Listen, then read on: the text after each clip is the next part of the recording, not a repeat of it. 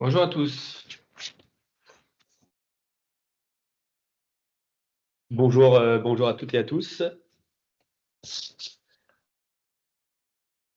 Bienvenue voilà, pour ce webinaire sur l'optimisation de la vente d'une entreprise et la présentation également de notre livre blanc. Donc, en attendant le début de la présentation dans 2 minutes, donc vous êtes arrivés en avance, merci à chacun. Donc, je vous propose dès maintenant de commencer à poser des questions, soit parce que vous avez déjà un sujet que vous vouliez évoquer, soit parce que vous vouliez qu'on aborde tout à l'heure un sujet en particulier. Donc, on a une centaine d'inscrits, donc vous êtes déjà 9. Et ça va se remplir dans les prochaines secondes. Donc, vous avez le bouton questions-réponses. Vous cliquez, vous posez vos questions. Alors, évidemment, si vous nous dites bonjour, ça nous fera déjà très plaisir. J'ai deux bonjours. Alors, on a encore un petit problème. En fait, on ne voit pas les noms. On voit donc anonyme. Ouais. Donc, bonjour aux personnes qui viennent de nous écrire. Bonjour Dominique et bonjour Caroline. Voilà, donc n'hésitez pas si vous avez des questions, soit maintenant pour qu'on puisse peut-être orienter aussi le webinaire par rapport à vos attentes, ou poser vos questions au cours de notre échange et on vous y répondra soit pendant l'échange, soit après, évidemment, on aura une petite partie réponse pour que vous puissiez repartir avec des réponses. Oui, bonjour Dominique, j'espère que tu vas bien.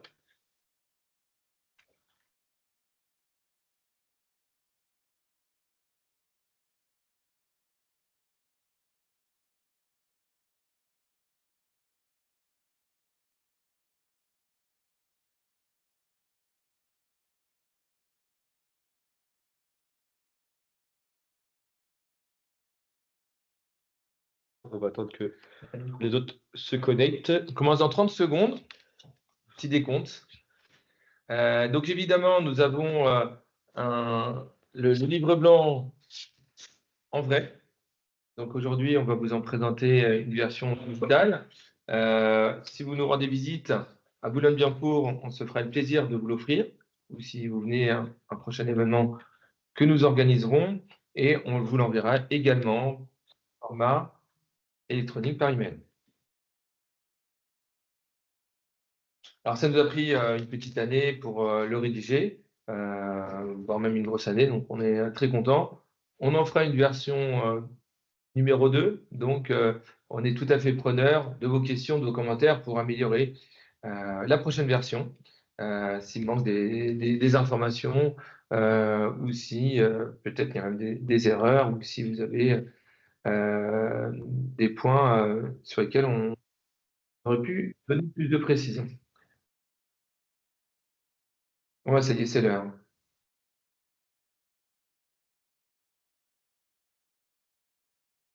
Voilà, donc là, c'est un livre blanc plutôt généraliste, hein, qui, vous le verrez, on y inclut tous les secteurs. Évidemment, chaque secteur a ses spécificités et on proposera éventuellement, même pas éventuellement, certainement, un livre blanc sectoriel parce que chez Entreprises et Décisions, on a quand même des secteurs sur lesquels on travaille régulièrement et sur lesquels on aime travailler. Donc, il est 12h30. Bonjour à toutes et à tous.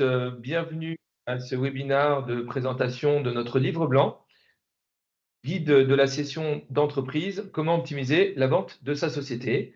Ce jeudi 11 décembre, Entreprise Décision a fêté ses 30 ans récemment, donc on a gardé le logo d'anniversaire.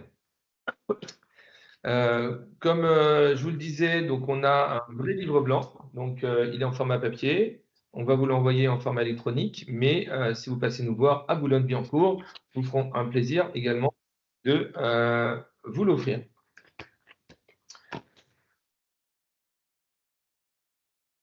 L'idée, c'est que ce guide, ce livre blanc, ce webinaire soit adressé à la fois aux chefs d'entreprise, aux actionnaires, mais aussi à leurs conseils, avocats, experts comptables. Vous êtes déjà nombreux, 39 participants, bienvenue à tous.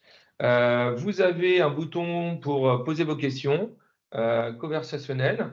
Donc, comme disait Eliade, nous, il y a un petit bug, donc on n'a pas le nom de la personne qui pose la question. Donc, vous pouvez aussi signer avec votre nom et prénom pour qu'on puisse savoir qui pose la question. Alors, dans ce webinaire, on va aborder deux thématiques. Dans un premier temps, la session d'entreprise, les constats, les étapes, la valorisation et la fiscalité pour le dirigeant actionnaire suivant sa société. Et dans une deuxième partie, comment faire de votre session une réussite avec entreprise et décision.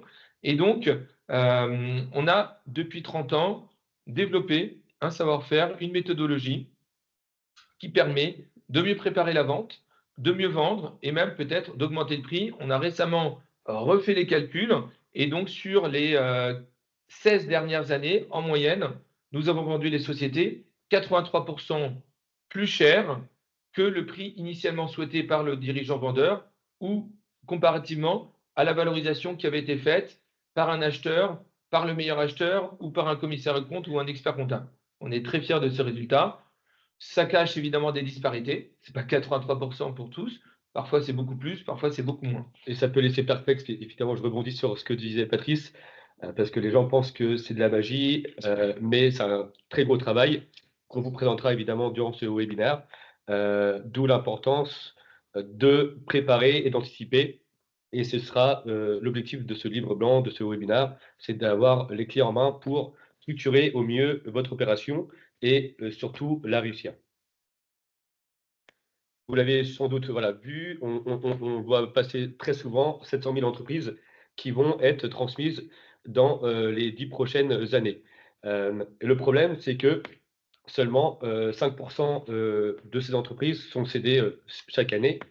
Il y a plus de 25% des dirigeants qui ont plus de 55 ans, donc qui vendent pour leur retraite, et seulement 15% de ces entreprises anticipent. Ce qui fait que 85% de ces transmissions sont réalisées dans l'urgence. Qui dit urgence dit très forte décote sur le prix ou ne pas trouver de repreneur adapté au projet du dirigeant. Et 20% de ces entreprises qui sont cédées cessent leurs activités dans les 5 années qui suivent l'opération. Pour quelle raison? C'est parce qu'une entreprise qui n'a pas été structurée peut être très difficilement intégrable chez l'acheteur. Et voilà, 700 000 entreprises qui vont être transmises. Le problème, c'est que sur 700 000 entreprises, combien peuvent être réellement vendues? Parce que très souvent, ça dépend beaucoup du dirigeant d'entreprise. Ce sont des microstructures, d'où l'importance de bien structurer, de bien préparer l'organisation et de faire ce travail de préparation pré-opération. Alors, il faut anticiper combien d'années à l'avance? Je vais pouvoir y répondre de suite. Au moins 2 ans, 2 ans à 3 ans à l'avance, déjà pour faire mûrir cette réflexion et surtout pour mettre en place toutes les actions qui vont permettre de sécuriser l'opération. Et on y reviendra par la suite. Qu'est-ce qui est important aux yeux d'un acheteur? Qu'est-ce qui est important pour réussir une opération et surtout maximiser la valorisation si c'est un objectif du dirigeant d'entreprise? Voilà, donc 12 à 24 mois, on va dire, Caroline, pour anticiper. Alors qu'est-ce qui bloque en fait? On se rend compte que déjà, la transmission d'entreprise, ce sont des opérations, qui sont méconnues du dirigeant d'entreprise. En fait, ils n'ont pas forcément la connaissance, ils ne savent pas à qui s'adresser, ils ne savent pas comment s'y préparer. D'où l'importance d'organiser ce type d'événement, de partager les connaissances en tant que conseil, parce que plus on diffuse l'information et mieux on aide le dirigeant d'entreprise à anticiper l'opération. Aussi, le problème, enfin, c'est pas vraiment un problème, mais il y a quand même 43% des dirigeants qui ne veulent pas vendre ou qui ne pensent pas transmettre parce qu'ils sont très fortement attachés à leur entreprise et ils ont peur de l'avenir aussi. Et ça me fait penser aussi à l'importance de préparer le projet post-session. Que faire de sa vie, que faire après l'opération de session, c'est très important. Ça permet aux dirigeants d'être psychologiquement plus sereins et mieux aborder l'opération de session-transmission. Alors, je vais répondre directement en live à la question. 700 000, ça ne fait pas 5% de l'ensemble des entreprises. 700 000, ce n'est pas 700 000 sessions par an. Donc, en fait, le chiffre de la Chambre de commerce et de l'industrie, c'est de dire il y a 700 000 sociétés qui vont être vendues. Donc, ils sont à vendre. Sauf que toutes les ventes ne se font pas dans l'année. Donc, en moyenne, il y a 5% des entreprises qui sont vendues de chaque taille d'entreprise. Donc, si vous prenez la totalité des entreprises, ça fait 3, 4, 5 millions d'entreprises en France en fonction de la taille d'entreprise et de la définition d'une entreprise. Nous, on s'intéresse plutôt aux entreprises entre 20 et 1000 salariés, donc entre 2 millions et 100 millions de chiffre d'affaires. Et donc, ça reste valable. On a 5% des sociétés qui sont vendues. Donc, suivant la taille, si on a un échantillon de 200 000 sociétés, 10 000 sont vendues chaque année. Certaines tailles d'entreprise, certains secteurs d'activité, il va y avoir 6, 7, 8, 9% de ventes chaque année. Donc, une vente tous les 12, 13 ans. Et puis, certains autres secteurs moins dynamiques, comme la construction ou le négoce, eh bien, c'est une vente plutôt tous les 20, 25, 30 ans, donc 3-4% de vente chaque année.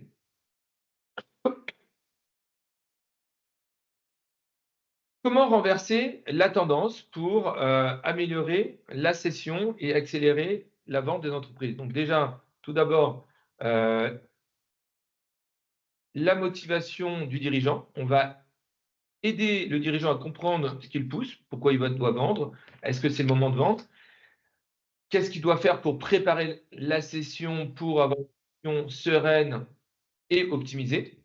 On va l'aider à comprendre ce qu'il attend dans la vie et comment il avance. Donc, il faut être accompagné et conseillé, un avocat ou des avocats, un banquier, un expert comptable, des consultants, un conseil en fusion-acquisition.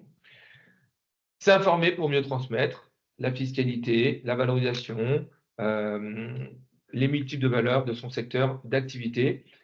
Plus on sera préparé et mieux on pourra construire son patrimoine. Il faut savoir que la valeur de l'entreprise du dirigeant, c'est souvent 80 ou 90% du patrimoine du dirigeant.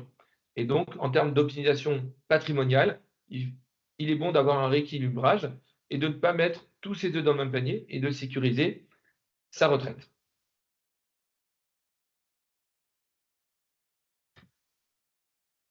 Alors, il y a 4 grandes étapes clés dans une session d'entreprise. La première étape qui est fondamentale et qui est pour nous la plus importante, c'est ce qui va permettre d'enclencher la réussite et de maximiser d'une opération. La première étape, c'est la préparation du dirigeant et de l'entreprise. Du dirigeant, pourquoi? Parce que le dirigeant, c'est l'actif le plus principal, le plus important dans une entreprise. Et il faut le coacher, il faut l'aider à prendre ses décisions, il faut l'aider à se structurer, à revoir son organisation, et on y reviendra par la suite quand on vous parlera de notre méthodologie. Et il faut préparer également l'entreprise, comprendre comment l'entreprise est structurée, qu'est-ce qu'on peut améliorer dans cette entreprise, et quels sont les éléments qui nous permettront de maximiser la valorisation, quels sont les éléments qui peuvent au contraire freiner l'opération ou faire baisser la valorisation. Une fois qu'on a fait ce travail préparatoire, on va mettre en place une feuille de route avec un plan d'action. Et une fois qu'on aura fait tout ce travail de brainstorming, on va pouvoir commencer à passer à l'étape 2. L'étape 2 qui est la partie production de la documentation financière qu'on enverra aux acheteurs qu'on aura présélectionnés avec le dirigeant. Il y a le teaser déjà anonyme, donc c'est une page dans laquelle on va présenter les éléments de l'entreprise sans dire qui elle est, évidemment. C'est ce teaser qui sera envoyé aux acheteurs potentiels pour tester l'appétit du marché. Un acheteur qui sera intéressé va nous signer un engagement de confidentialité, ce qu'on appelle un NDA, pour qu'il puisse recevoir le mémorandum d'information. Donc le mémorandum d'information, c'est le dossier de présentation complet qui n'est pas anonyme, dans lequel l'acheteur y trouvera la plupart des réponses à ses questions. Et c'est au travers de cette lecture de ce dossier que l'acheteur pourra commencer à se projeter dans l'entreprise et commencer à réfléchir à une offre.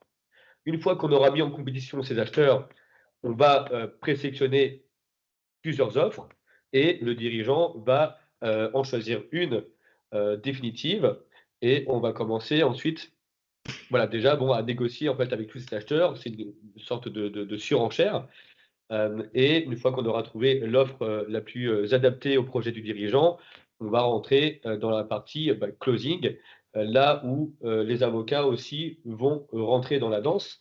C'est pour sécuriser juridiquement et humainement l'opération et de faire en sorte que l'opération se finalise dans les meilleures conditions, à la fois pour le cédant, à la fois pour l'acheteur. Donc, ces 4 grandes phases clés. Et le plus importante, c'est la préparation du dirigeant et de l'entreprise et également la partie négociation. Parce que plus on met en compétition les acheteurs potentiels, mieux on va négocier et mieux on sera en rapport de force pour pouvoir obtenir une offre la plus satisfaisante possible. Donc, vendre une entreprise, c'est beaucoup d'étapes, c'est beaucoup de préparation. On a tout à l'heure dit 1 à 2 ans. Évidemment, c'est un minimum. Dominique Viard nous rappelle. Parfois, le dirigeant nous dit « je veux vendre dans 3 mois, je veux vendre dans 6 mois ». Il n'a pas conscience que la société n'est pas prête à la vente et que s'il part trop vite, eh ben, la valeur peut être divisée par 2 ou qu'il ne va pas trouver d'acheteur ou qu'elle ne va pas être suffisamment intéressante. Donc, ces étapes, elles sont au nombre de 4 devant vous, mais chaque étape est une centaine de sous-étapes qui sont nécessaires pour avancer dans le projet. 3 critères à considérer pour valoriser sa société. Premier critère, la récurrence. En fait, dans un même secteur d'activité, eh bien, on peut avoir des multiples de valorisation totalement différents. Exemple, une agence immobilière. Eh bien, il y a une activité, elle n'est pas récurrente, c'est la transaction immobilière. Ça vaut 2-3 fois la rentabilité, 2-3 mois de chiffre d'affaires. Donc, pour 1 million d'euros, ça peut être 200 000, voire même beaucoup moins actuellement, parce que depuis 3 ans, les valorisations sont même beaucoup plus faibles. À l'inverse, l'activité marchand de biens, excusez-moi, gestion locative ou syndic de copropriété, on est plutôt sur 3 à 4 années de chiffre d'affaires et à 8 à 10 fois la rentabilité annuelle. Donc, si on a 1 million d'euros d'activité de gestion locative ou de syndic, on est plutôt sur 3-4 millions d'euros de valorisation. Donc, simplement, le fait que la récurrence multiplie par 3, 5 ou 10 la valeur du chiffre d'affaires dans un même secteur d'activité. Les performances de l'entreprise, bien sûr, les sociétés avec un chiffre d'affaires élevé, une forte rentabilité, une forte croissance, ou encore une faible dépendance client, vont être mieux valorisées. La croissance, la récurrence, le chiffre d'affaires, la rentabilité, tous ces éléments, plus ils sont positifs et plus la valeur va être élevée, et plus le multiple va être élevé. Et enfin, évidemment, analyser les risques. C'est parfois sur un petit risque que la valeur va être fortement décotée. Alors, les risques, on a parlé de dépendance client, on peut parler de dépendance vis-à-vis d'un dirigeant, d'un salarié, d'un fournisseur, d'un client, le risque de changement législatif ou de transition écologique, le risque d'un bouleversement vis-à-vis de concurrents externes, chinois, japonais, indiens, ou de transformation digitale, de changement de business model. Évidemment, la valorisation, c'est quelque chose de complexe, mais déjà, une fois qu'on a compris comment on fait une valorisation, on peut mieux préparer cette session. Donc, les multiples de valorisation. On a chez Entreprises et Décisions des multiples de valorisation détaillés pour 2000 secteurs d'activité, parce que sur notre expérience de 30 dernières années, à chaque fois qu'on a mis en vente une société, on a rentré dans le détail de chaque sous-secteur d'activité pour comprendre quels sont les critères de valorisation de l'entreprise du sous-secteur. Exemple, on a mis services de médicaux et santé, ça cache évidemment des secteurs très variés. Les multiples de valorisation d'une clinique ne sont pas les mêmes que ceux d'un centre de santé ou d'une maison médicale. Si en plus cette maison médicale est plutôt en centre-ville ou en banlieue, si c'est dans un quartier riche ou pauvre, si c'est plutôt orienté dentaire ou laboratoire d'analyse médicale ou radiologie, ça n'a aucun rapport. Et dans ce secteur d'activité, les fournisseurs de matériel ne sont pas aussi valorisés que les éditeurs de logiciels ou que les cabinets médicaux. Donc, rien que dans la santé, on a 383 secteurs d'activité. Maintenant, on est généralement dans les secteurs le mieux valorisés entre 1 et 4 fois le chiffre d'affaires, entre 6 et 14 fois le BE, l'EBITDA étant assez proche d'excédent brut d'exploitation, qui lui-même, le BE, c'est le résultat d'exploitation plus les amortissements, les provisions. Et pour arriver à l'EBITDA, on doit soustraire l'intéressement et la participation. Et enfin, ARR, ça veut dire Annual Recurring Revenue, c'est-à-dire le chiffre d'affaires récurrent annuel. Eh bien, dans le domaine des services de santé et le secteur médical, on est généralement entre 1 et 5 fois le chiffre d'affaires récurrent annuel. Ensuite, il y a un deuxième secteur, l'environnement, les énergies renouvelables innovantes. Eh bien, on est entre, alors vraiment innovantes en croissance. Là, on est sur des secteurs en croissance. Évidemment qu'on ne parle pas de la société lambda, de l'environnement ou des énergies renouvelables ou d'un secteur qui est à risque parce que potentiellement, les pompes à chaleur ou les panneaux photovoltaïques peuvent être remis en question par une subvention de l'État. À ce moment-là, évidemment, il y a une décote et ça ne vaut pas du tout la même chose. Mais sur les sociétés en croissance rentable, portées par un secteur de transition énergétique, eh bien, on est sur un chiffre d'affaires de x1 à x3 le chiffre d'affaires, 6 à 14 fois l'EBITDA également, et 1 à 4 fois le chiffre d'affaires récurrent. Digital, cybersécurité, informatique, édition de logiciels, services informatiques, on est sur 70 à 300% du chiffre d'affaires, 6 à 14 fois l'EBITDA et 3 à 8 fois l'ARR. Alors, tous ces multiples, ils ont été faits il y a 1 an. On ne les a pas actualisés depuis, mais on va bientôt les actualiser. Il faut savoir que la valorisation de toutes les PME françaises a été réduite de 14% en 1 an. Donc, tous les chiffres que vous avez devant les yeux, on peut déjà leur enlever entre 10 et 20% à cause de cette baisse des multiples. On a, depuis 2021, une baisse régulière des multiples. On a les multiples qui ont baissé de 25% depuis 2021. 2021 étant un pic de valorisation très élevé des entreprises qui a fait suite à un cycle de 10 ans de hausse continue. Les multiples ont augmenté de 80% entre 2010 et 2021. Et donc, c'est un cycle de hausse qui s'est terminé désormais par un cycle de baisse. Donc, depuis 2021, chaque année, les multiples baissent.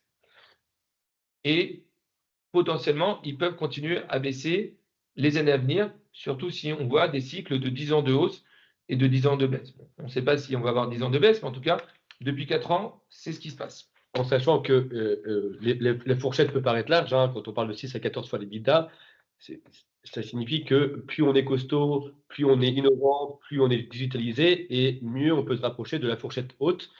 Et donc les sociétés plus petites,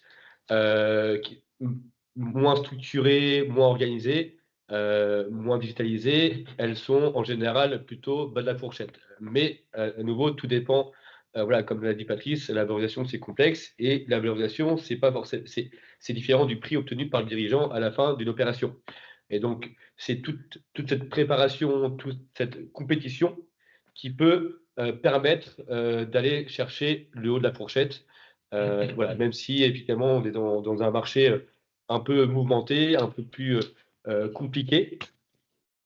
Donc, Caroline posait la question sur les services à la personne. Donc, on a effectivement le 4e grand secteur qu'on présente aujourd'hui, c'est services et conseils aux entreprises.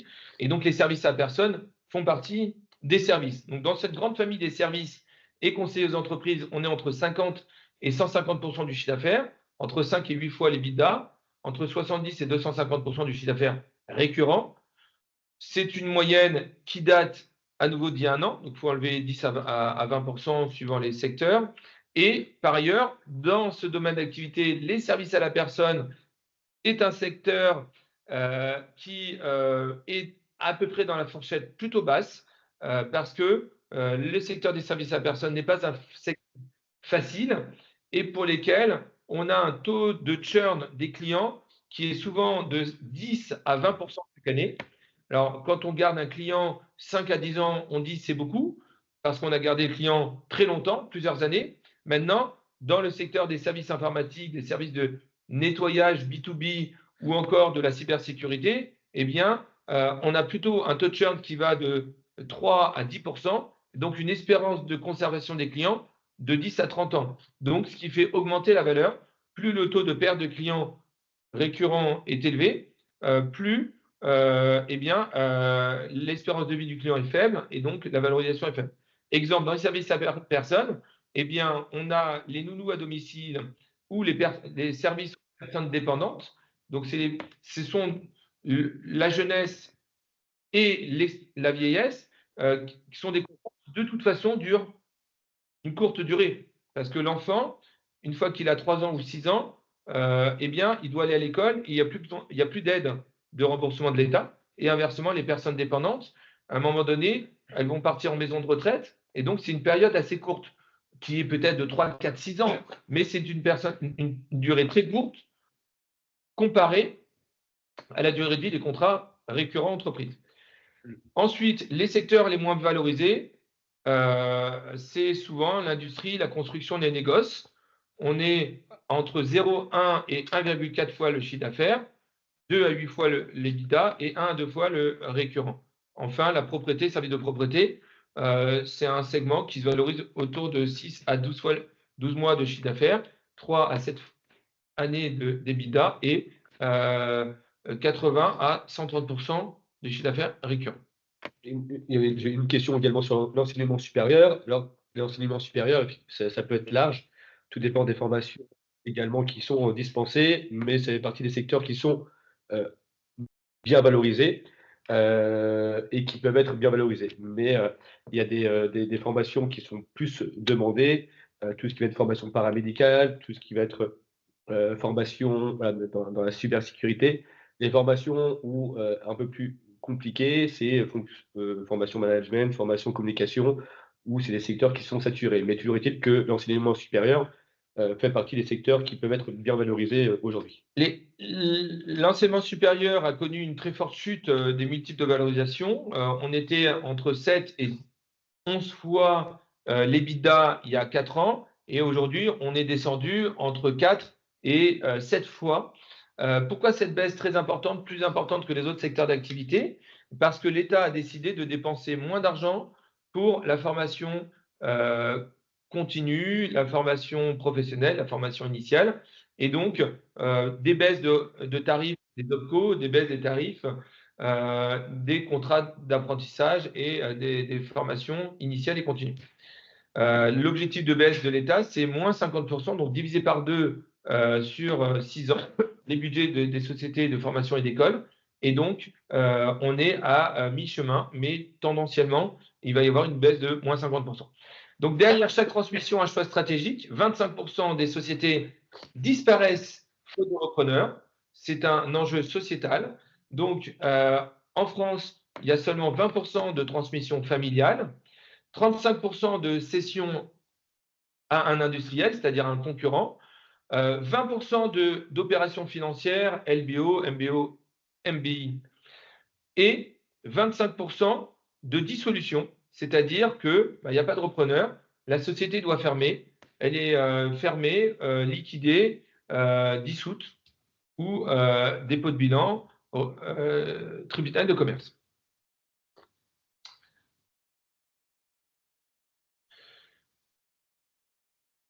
On reviendra évidemment sur les termes juste après. L'OBO, qui est une opération de vente à soi-même et qui permet d'augmenter la valorisation de l'entreprise parce que le dirigeant reste au capital, actionnaire majoritaire, minoritaire, ce qui permet de rassurer les acheteurs. Concernant la fiscalité est évidemment très importante, il faut l'anticiper. Un dirigeant qui n'anticipe pas la fiscalité paye 30% d'impôt sur la plus-value de cession, 12,8% d'impôt sur le revenu et 17,2% de prélèvements sociaux et plus 0 à 4% de contribution exceptionnelle sur les hauts revenus. Évidemment et heureusement, il y a des schémas d'optimisation possibles, d'où l'importance d'être conseillé par des avocats bien en amont de l'opération pour identifier le meilleur schéma possible par rapport au projet du dirigeant. Il y a l'abattement renforcé de 85% si le dirigeant choisit d'être imposé sur l'impôt sur le barème progressif de l'impôt sur le revenu. Il y a le régime d'apport-cession qui permet de ne pas payer d'imposition immédiatement à condition de réinvestir 60% du produit de cession dans des activités qui sont éligibles et de les investir dans les 2 ans qui suivent l'opération. Il y a la niche copée, qui est la cession d'une filiale, donc qui est de l'ordre de 3%, et le pacte Dutreil dont on entend beaucoup parler, surtout en ce moment, parce que c'est remis en cause par la Cour des comptes. Pacte Dutreil qui permet un abattement de 75% sur la succession, à condition, évidemment, de conserver les titres 6 ans, 2 ans avec les signataires du pacte et 4 ans de façon individuelle. Alors, on a quelques questions auxquelles on peut répondre partiellement. Est-ce que céder un concurrent est la solution la plus facile? Parfois, non. Le concurrent ne veut pas du tout acheter votre société. Donc, c'est parfois une solution complexe. C'est parfois pas la meilleure valorisation. Parfois, c'est la meilleure valorisation.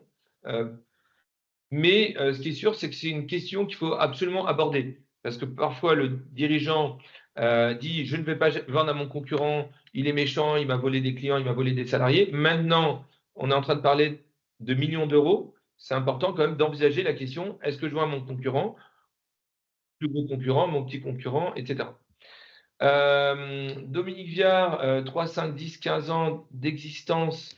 Donc, je ne sais pas de quelle existence vous parlez, qui varie fortement. Donc, vous pouvez nous donner peut-être des précisions ou donner votre avis parce que vous êtes un très beau connaisseur de notre secteur d'activité. Est-ce qu'on aura les slides de Thierry? Oui, tout à fait. On va vous envoyer les slides, à la fois de ce qu'on vous a présenté aujourd'hui, mais également, vous recevrez le livre blanc, qui n'est pas exactement la même présentation, et donc, vous le recevrez par email.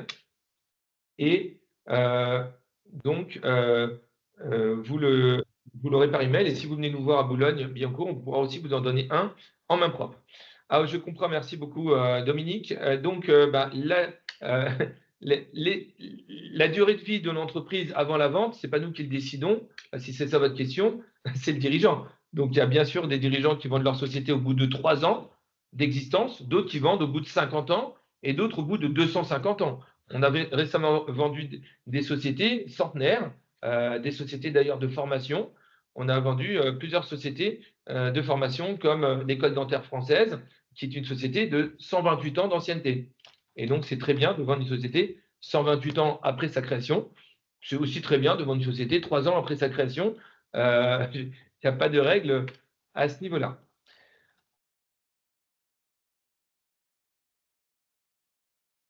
D'affichage. Alors, la fiscalité, évidemment, c'est un sujet très intéressant, très complexe. La fiscalité de cession d'entreprise, on pourra revenir quand vous voulez, si vous avez des questions. Mais il y a plusieurs solutions. La flat tax à 30% plus 6%, la contribution exceptionnelle sur les revenus, les abattements renforcés pour des durées de détention, l'apport-cession, 50 obétaires, la niche copée, la cession de filiale, le pacte Dutreil. Donc, le pacte Dutreil, c'est une solution qui permet de transmettre sa société avec peu de fiscalité. Donc, on est à la fois sur un sujet de succession, mais également de cession d'entreprise. Donc, on va pouvoir à la fois payer moins d'impôts sur la cession des titres d'entreprise, mais également moins d'impôts sur la cession. Parce que si vous vendez votre société, on doit payer, on a dit 17% d'impôts, 12% de charges sociales, 6% de contribution exceptionnelle sur les revenus, potentiellement 36%, plus 20 à 40% d'impôts sur la succession en cas de transfert des titres, en cas de décès ou de transmission à la famille.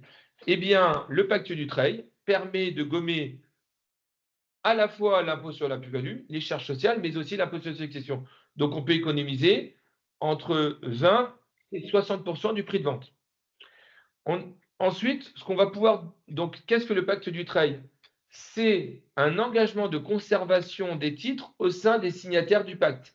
Les signataires du pacte peuvent être des membres de la même famille, les parents, actionnaires et les enfants et les petits-enfants, mais ça peut être aussi, on peut rajouter des salariés, un fonds d'investissement ou un concurrent, un ami. Toutes ces personnes s'engagent à conserver les titres parmi les signataires. Et donc, on s'engage à ne pas vendre à un tiers pendant cette période. On s'engage également à conserver la gestion et la direction de l'entreprise pendant cette période. J'ai un petit problème de caméra, donc c'est pour ça que vous avez vu l'action de Patrice. Bon. Et vous avez également l'avantage donc de ne pas payer d'impôt sur la succession. Donc, qu'est-ce que ça veut dire? Ça veut dire qu'on va avoir un abattement renforcé de 75% d'impôt sur la succession, c'est-à-dire moins 75%, il n'y a que 25% qui va être imposé sur la succession. Et ensuite, une fois qu'on a signé le pacte du trail, on va pouvoir faire des donations aux enfants en pleine propriété ou en nue propriété, ce qui va faire qu'on va gommer l'impôt sur la plus-value. Exemple, ici, on a une société qui vaut 7 millions d'euros. Donc, vous voyez, 7 millions d'euros dans les 3 colonnes. Première colonne, pas de donation. Donation en nue propriété, excusez-moi, donation en nue propriété avec pas de donation. Donc, on a donné la pleine propriété et on n'a pas fait de pacte du trail. On a 2 enfants, donc chacun va recevoir 3,5 millions. On a seulement 100 000 euros de donation avant la vente parce qu'on a le droit de donner 100 000 euros par enfant, par parent, tous les 15 ans. Donc là, ils utilisent ce droit de donner 100 000 euros pour chacun des enfants. Donc, chacun des enfants qui a reçu 3,5 millions, eh bien, il y a 3,4 millions qui va être imposé parce qu'il y a 100 000 euros qui n'est pas imposé. Et donc, on va avoir 1 292 000 euros de droits d'impôt à payer pour chaque enfant, ce qui fait 2 585 000, c'est-à-dire 37% de 7 millions. Deuxième hypothèse, on donne seulement la nue propriété, c'est-à-dire que les parents, le dirigeant, gardent l'usufruit jusqu'à son décès. À ce moment-là, on a une valeur fiscale de la nue propriété qui est de 1 750 000 et l'autre moitié, c'est la nue propriété. Et l'usufruit, c'est 1,7 million. Et donc, on a donné 100 000 euros. On a donc seulement 1 650 000 de montant imposable par enfant, seulement 513 000 euros de droits de donation par enfant et donc seulement 1 million d'euros. Donc, on est passé de 2,6 millions à 1 million d'euros, donc de 37 à 15% d'impôt. Et enfin, si on rajoute à cela le pacte du trail, eh bien, on a une valeur fiscale de la nue propriété qui baisse à seulement 438 000 euros parce qu'on a 75% d'abattement sur les 3,5 millions. Donc, on a donné 100 000 sur les 438 000 et donc on a seulement un montant imposable de 338 000 euros par enfant, seulement 66 000 euros de droits de donation par enfant et donc ce qui fait seulement 2% d'impôt. Et donc, on passe de 37 à 2% d'impôt par simplement un pacte du trail et une donation de la nue propriété. Alors, je sais que c'est très compliqué à évoquer en 2030. Autorisez-moi à passer au slide suivant et bien sûr, posez vos questions. On y reviendra plus tard. Alors, je vais quand même profiter des questions. Alors,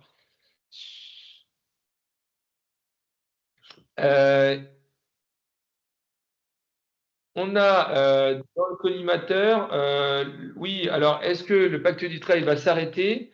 Eh bien non, pour l'instant, le pacte du trail ne s'arrête pas et donc il va être continué. Est-ce qu'il va y avoir des ajustements, des adaptations, des contraintes, des délimitations? Oui, certainement. On ne va pas rentrer tout de suite dans les détails, mais par exemple, vous devez garder votre société majoritairement économique.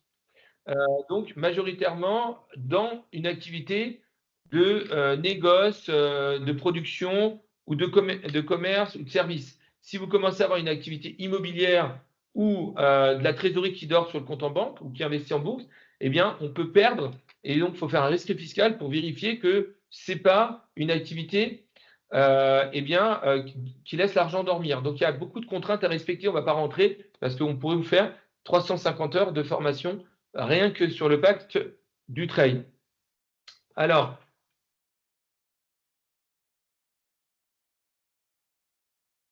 Quel est l'intérêt de mettre en place un pacte Dutreil hors du cadre familial? Eh bien, le pacte Dutreil, merci Jérôme pour la question. Donc, le pacte Dutreil permet donc de réduire la fiscalité de la cession. Et donc, dans tous les cas, bon, bien sûr, vous avez raison, il y a très peu de cas où on le met en place en dehors de la famille, mais il y a des cas où ça permet de bénéficier quand même de l'impôt sur la succession réduite, soit parce qu'on n'a personne avec qui faire le pacte, soit parce qu'on n'a pas d'enfant, par exemple. Soit parce que on a envie de faire un pacte avec d'autres associés. À 350 heures de formation, vous êtes preneur avec grand plaisir, Thierry. C'est pas gratuit, on a 450 € de l'heure. Donc, il faut qu'on organise le programme, mais avec grand plaisir. Alors, je ne sais pas si on avait répondu à toutes les questions sur les secteurs d'activité, mais un importateur distributeur GMS, c'est une société de négoce, et donc c'est une société dont les multiples de valorisation sont souvent de 3 à 5 fois l'EBITDA et de 20 à 40% du chiffre d'affaires, ou encore de 50 à 120% de la marge brute. Donc, ce sont des secteurs d'activité qui ne sont pas très bien valorisés parce qu'il y a des risques nombreux liés au fait que l'activité n'est pas totalement récurrente. Donc, si l'activité est régulière avec les mêmes clients, les mêmes fournisseurs depuis 10 ans, ça sera des éléments qui vont faire qu'on va augmenter la valeur. Et si on a une marque reconnue, un site Internet reconnu, ça peut aussi faire augmenter la valeur. Mais même pour un site Internet de commerce électronique reconnu avec des milliers de clients, c'est souvent limité à une année de marge brute, même s'il y a des sites Internet qui font rêver. On avait mais bon, voilà. Donc évidemment, on a déjà fait beaucoup de formations. Il y a des cycles de formation sur le pacte Dutreil. Maintenant, si vous avez des questions, on peut y répondre. Et puis, on va aussi pouvoir vous inviter à des conférences qui vont être données par déjà Renaud Dutreil, qui est un ami, qui a fait le pacte Dutreil, l'ancien ministre. Et donc, je peux vous le présenter avec grand plaisir. Mais il fait aussi des conférences régulièrement. On a des conférences qui seront organisées dans les prochains mois par que ce soit Renaud Dutreil ou des avocats fiscalistes ou moi-même sur le pacte Dutreil. Donc, envoyez-nous des emails, on vous invitera avec plaisir. Les modes de cession. Donc, il y a deux grandes familles de cession d'entreprise. La cession industrielle, la cession financière. Donc, la cession industrielle, c'est-à-dire qu'on va vendre à un concurrent. On est sur une vente avec une décote forte, une durée d'accompagnement du cédant après la vente qui va être longue, et une fiscalité qui peut être forte. L'adossement industriel, c'est un peu moins risqué. Donc, l'adossement industriel, on garde un peu d'actions. Et le LBO, c'est souvent la meilleure valorisation. On fait 50% de vente LBO et 50% de vente industrielle. Et donc, avec le LBO, on va pouvoir avoir, comme disait tout à l'heure Eliade, une valorisation qui est parfois plus élevée. Maintenant, ce n'est pas une règle. Parfois, la valorisation est plus forte. Donc, comment faire de votre cession une réussite avec entreprise et décision? Eh bien, on va d'abord faire un diagnostic de l'entreprise, réfléchir au plan d'action, parfois préparer la société de vendu et organiser un appel d'offres vraiment compétitif. Et donc, on a dit tout à l'heure qu'on obtient en moyenne des valorisations 83 supérieures à la valeur initialement souhaitée par le vendeur. Alors, la différence entre cession industrielle et adossement, je me permets de rebondir sur cette question. Cession industrielle, c'est une cession sèche, donc 100% des titres, et adossement, c'est vous vendez pas tout, vous vendez une partie voilà, plus ou moins importante du capital d'entreprise, mais vous restez encore actionnaire. La méthode Ikigai, donc pour bien préparer la société à être vendue, on aide le dirigeant à mieux structurer son temps de travail avant la vente pour démontrer à l'acheteur qu'il n'est pas nécessaire à l'exploitation, et on va aider le dirigeant à arrêter les tâches qui lui déplaisent au quotidien, qu'il ne sait pas très bien faire, qui peuvent être remplacées par d'autres personnes qui sont encore meilleures que lui et qui ne créent pas de valeur. Et donc déjà, ce temps libéré pendant la mission permet de répondre aux questions du conseil en fusion-acquisition, de perdre du temps, de passer du temps sur la fiscalité et de répondre aux questions et de rencontrer les acheteurs et de passer du temps pour les auditeurs.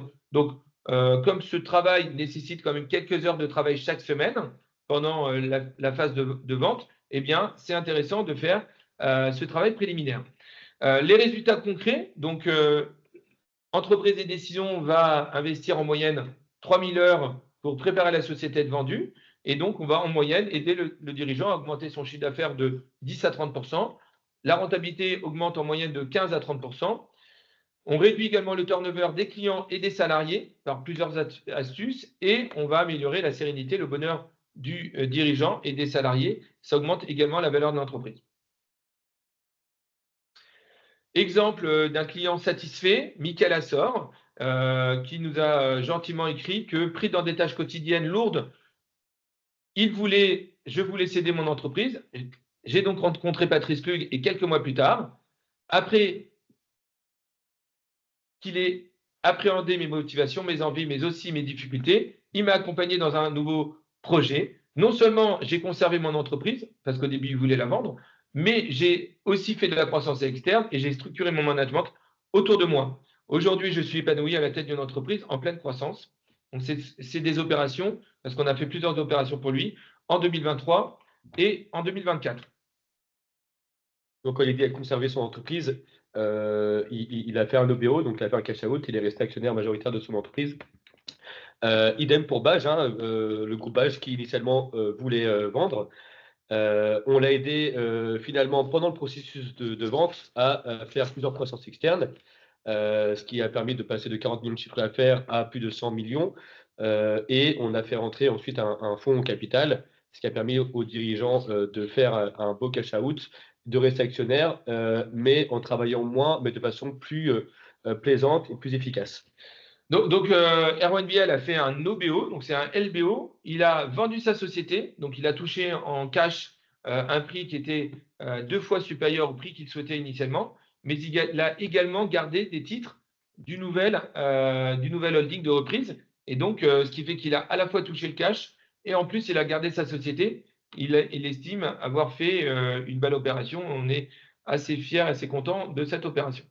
Voici d'autres exemples d'opérations que nous avons menées ces derniers mois. Le groupe Calisco dans l'éducation, ARDCOM dans la cybersécurité, Antco dans la gestion de patrimoine et gestion de fortune, Edilink, on en a parlé tout à l'heure, dans l'envoi de recommandés électroniques, Iskae dans l'éducation formation initiale, Edilink Ariane, une autre opération pour Edilink avec un fonds d'investissement familial Ariane, Efalia dans l'édition de logiciels, FAO dans la mécano-soudure, Neoma, que vous connaissez, le groupe numéro 5 en France de la formation initiale, on l'a aidé à faire une acquisition dans le monde de la formation continue, ou encore Segap, qui s'est rapproché de son concurrent direct. Donc, on a aidé Infodécision à vendre sa société dans l'édition de logiciels et les services pour les collectivités locales et territoriales. Alors, checklist, c'est très important de toujours se poser les bonnes questions. La première question qui est importante, c'est pourquoi je veux vendre et qu'est-ce qui me motive à vendre? Parce que ça reste une décision lourde de sens et c'est très important de bien comprendre tes motivations. Qu'est-ce que je veux faire après? Ça permet aux dirigeants d'être plus sereins dans le processus de vente. Qu'est-ce que je vais faire de mon cash out? Qu'est-ce que je vais faire après la session? Parce que ça peut perturber beaucoup le dirigeant. Il perd un sens, un certain statut. Et s'il n'arrive pas à se projeter assez vite et assez bien, il peut tomber en déprime. Et ce n'est pas un petit mot que de dire ça. Comprendre comment sa société fonctionne. Est-ce qu'elle peut fonctionner sans moi, sans le dirigeant? Est-ce que j'ai une documentation qui est claire, qui est lisible pour l'acheteur et pour la pérennité de l'entreprise? Les contrats également, est-ce qu'ils sont bien formalisés? Est-ce qu'ils sont bien contractualisés? Est-ce qu'ils respectent bien les conditions? Mon entreprise, à nouveau, est-elle dépendante, pas de moi forcément, mais d'un nombre de clients ou de talents? Parce que les compétences peuvent être rares en fonction de certains secteurs et les acheteurs, quand ils font de la croissance externe, le font parfois pour acheter des talents, des compétences. Est-ce que j'ai sécurisé les fonctions stratégiques? Est-ce que j'ai mis en place une organisation qui est robuste, qui est solide et qui est pérenne, RH, finance, commerciale? Et est-ce que j'ai envisagé une phase de transformation avant la session? C'est-à-dire que c'est pour les dirigeants qui sait que pour obtenir le prix qu'il souhaite obtenir, il doit faire un travail pré-opération. Et donc, c'est le travail dont on a parlé avec Patrice, qui est de structurer l'entreprise, l'organisation, de faire les recrutements nécessaires pour faire en sorte que la session se passe au mieux et dans les meilleures conditions.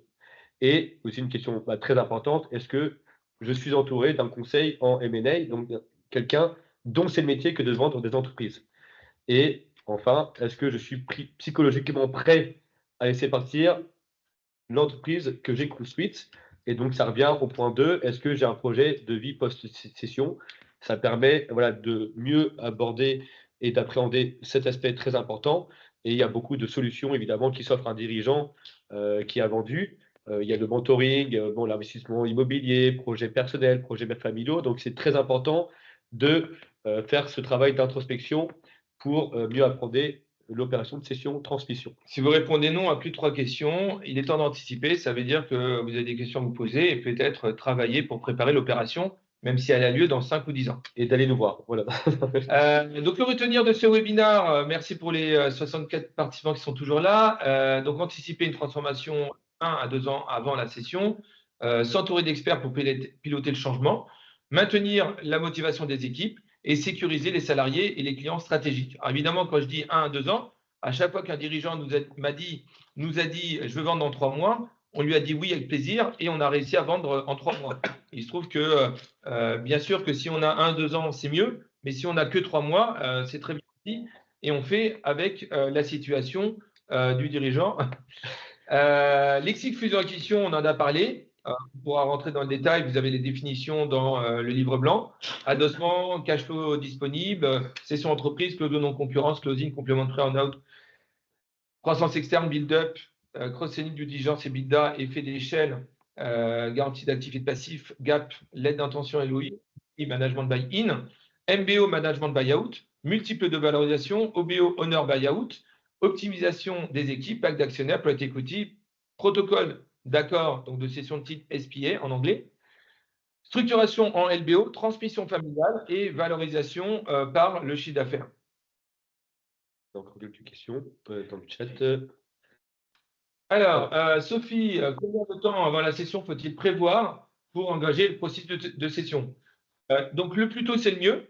C'est-à-dire que si vous venez me voir pour dire « je veux vendre dans 10 ans », eh bien, on va faire un diagnostic. On va vous dire qu'est-ce qu'il faut faire pour vendre dans 10 ans et on va vous suivre peut-être une fois par an pour vérifier que vous avez bien mis en place les bonnes solutions pour préparer dans 10 ans. Donc, s'il vous reste 3 mois, ben, c'est très bien, il faut venir nous voir. Si vous voulez dans 10 ans, eh bien, on va quand même vous donner les conseils 10 ans avant.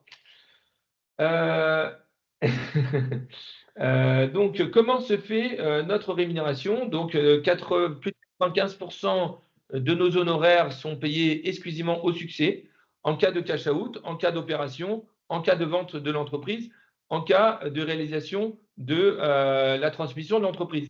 Alors, je mets %, mais dans la très grande majorité des cas, nos honoraires sont uniquement payés au succès. Par contre, on a un honoraire qui va être exponentiel, c'est-à-dire que si on a un très bon résultat, on a un honoraire qui va être encore plus élevé, donc avec un pourcentage qui va peut-être être progressif, exponentiel. Est-il possible Caroline, de reposer un accompagnement de X mois au repreneur pour le sécuriser? C'est chef d'entreprise qui vend est un homme clé. Donc, évidemment, oui, c'est une discussion, c'est une préparation et en général, il y a un accompagnement. Parfois, c'est 3 mois, 6 mois, 1 an, mais parfois, les acheteurs demandent 2 ans, voire même 3 ans. Donc, parfois, un dirigeant me dit non seulement je veux vendre rapidement dans 3 mois, mais je veux accompagner maximum 3 mois. Et donc, on doit respecter ces critères et donc faire en sorte de l'aider à respecter ce calendrier. Dans d'autres cas, le dirigeant me dit j'ai 4 ans devant moi, eh bien, on va dire on va faire 1 an de préparation, 1 an de négociation et 2 ans d'accompagnement. Donc, c'est une question évidemment complexe qu'il faut envisager sur mesure. C'est différent pour chaque société. Donc, très intéressant. Merci, messieurs. Bien à vous. À bientôt. Merci, Dominique. Merci pour ce webinaire. Avec grand plaisir à votre service. On a encore quelques minutes pour finir. Quel est le pourcentage de succès, Jean-Luc? C'est très variable. Donc, avec grand plaisir pour parler de votre projet pour voir comment est-ce qu'on pourrait se positionner. pourrons-nous avoir le support? Bien évidemment que vous aurez chacun un email avec ces slides, mais également le livre blanc qui sera en format PDF avec un peu plus de détails et des jolies photos d'Eliade et moi et de toute l'équipe. Est-ce que notre honoraire, Thierry, est réparti entre le vendeur et l'acheteur? Non, jamais. On est toujours payé exclusivement par notre client, le vendeur. Pour une raison simple, quand un agent immobilier partage les honoraires entre l'acheteur et le vendeur, eh bien, il est obligé de négocier au mieux pour l'acheteur. Et donc, il ne va pas essayer de défendre les intérêts du vendeur. Donc, nous, c'est exactement l'inverse. Nous, on défend les intérêts du vendeur, exclusivement du vendeur. Ensuite, une fois qu'on est d'accord sur tous les termes de la cession, sauf que des termes de la cession, il y en a beaucoup, c'est-à-dire uniquement le jour de l'opération, pour des questions uniquement purement fiscales, patrimoniales du vendeur, pour que le vendeur évite de payer la TVA sur nos honoraires, pour que le vendeur déduise nos honoraires du prix de vente par rapport à son impôt sur la plus-value, eh bien, il arrive que tout ou partie des honoraires soit payé par l'acheteur en déduction du prix, et par ailleurs, eh bien, cet honoraire va pouvoir être aussi déductible de l'impôt société de l'acheteur. Donc, uniquement une fois qu'on est d'accord sur le prix de vente, les garanties de passifs, le partenaire, la durée de l'accompagnement, etc., alors le jour de l'opération et pas un jour avant, eh bien, on se met d'accord avec l'acheteur pour que tout ou partie des honoraires soit payée par l'acheteur en déduction du prix de vente. Est-ce que cet accompagnement a des règles si ça se passe mal au final, après 3 mois, par exemple? Eh bien, oui, bien sûr que cet accompagnement a des règles. Déjà, si ça se passe mal, eh bien, au pire des cas, vous arrêtez la mission. Ce n'est pas un mandat de vente, c'est une mission d'accompagnement à la cession d'entreprise.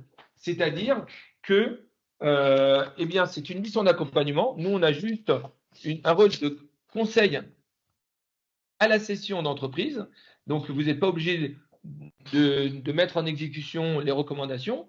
Et même si demain, on vous trouve un acheteur ou 2, 3 acheteurs, eh bien, vous pouvez refuser toutes les offres. Donc, ça, c'était la question de Jacques.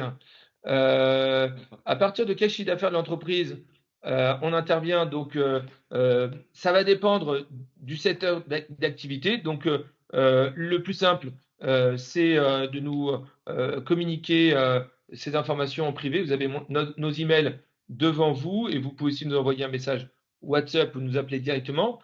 On vient d'accepter un dossier à 1 million d'euros de chiffre d'affaires parce que c'était un éditeur de logiciels en forte croissance et fortement récurrent et rentable. À l'inverse, on a refusé un dossier à 20 millions d'euros dans la construction parce qu'il était moins rentable et moins récurrent. Est-ce que vous avez d'autres questions? Bon, déjà, est-ce que la présentation a été claire pour vous? Alors, quand vous accompagnez une entreprise dans la fonction financière et comptable n'est pas structurée, est-ce que votre cabinet intervient directement pour remettre de l'ordre ou faites-vous appel à des prestataires externes pour cette partie? Alors, quand c'est de notre ressort, quand c'est dans notre champ de compétences, on fait les choses nous-mêmes. Mais évidemment, pour ce type de structuration, on fait appel à des prestataires externes. Par exemple, pour un de nos clients, on l'a aidé à recruter des commerciaux et un directeur général. Donc, pour les commerciaux, on l'a fait nous-mêmes, on a fait la fiche de poste, on a fait les recrutements nous-mêmes. Mais pour des fonctions parfois plus structurantes, plus importantes, on fait appel à des cabinets de chasse de tête où on peut faire appel directement à des directeurs financiers externalisés que l'on connaît et qui maîtrisent évidemment le secteur sur lequel intervient notre client. Notre mission inclut donc la majorité des prestations et on va essayer de faire le maximum en interne et le minimum faire appel à des prestataires extérieurs. Est-ce envisageable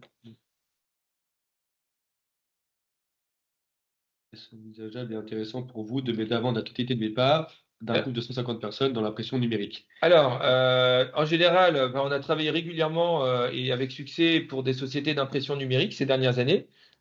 Edinic est un exemple.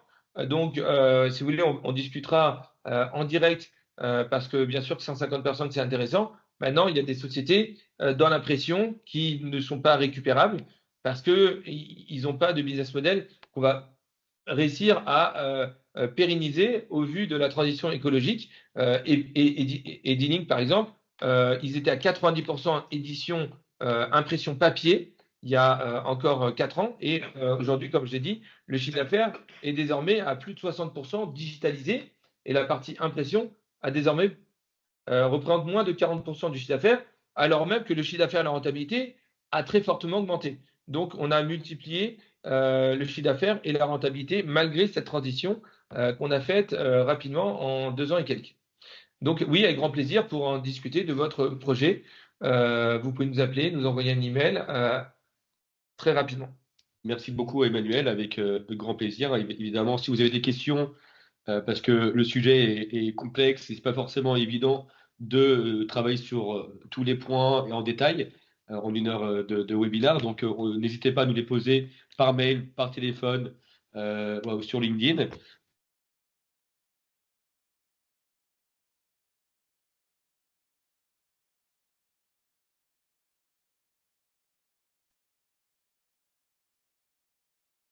Comment trouvons-nous les acheteurs? C'est une excellente question. Nous avons plusieurs moyens pour trouver les acheteurs. Donc, on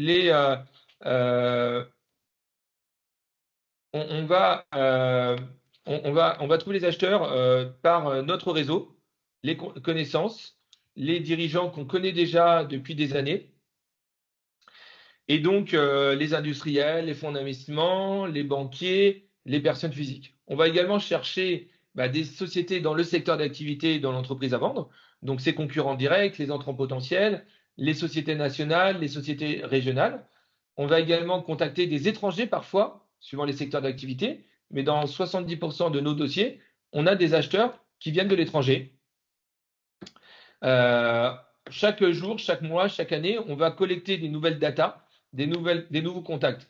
On est également contacté chaque jour par des nouveaux acheteurs, des nouveaux fonds d'investissement qui se créent, des acheteurs industriels qui nous demandent des cibles. Donc, on rajoute ces informations dans notre logiciel, dans notre base de données, dans notre CRM. Nous, on travaille que pour les vendeurs, c'est-à-dire que quand on a des acheteurs qui nous contactent, on va les mettre dans notre base de données, on ne va pas rechercher des sociétés pour eux. Mais il arrive qu'on ait par hasard une société à vendre. On va travailler pour l'acheteur seulement quand on a un mandat de vente. On a un mandat de vente, c'était le cas par exemple de Bage ou de Udinic. Eh bien, dans le cadre du mandat de vente, pour augmenter la valorisation de ces deux sociétés, eh bien, pendant le processus de vente qui a duré seulement 12 mois, eh bien, on leur a présenté des sociétés à acheter. Et donc, on n'a pas retardé le processus de vente parce qu'ils voulaient vendre dans l'année, mais en même temps qu'on a vendu, on a acheté. C'est ce qui a permis aussi d'augmenter la valorisation de l'entreprise. Merci Benoît, merci beaucoup pour votre message et avec grand plaisir pour qu'on discute après cet échange. Merci Marc, merci Christophe et merci à nouveau Jean-Baptiste pour vos précieux messages qui nous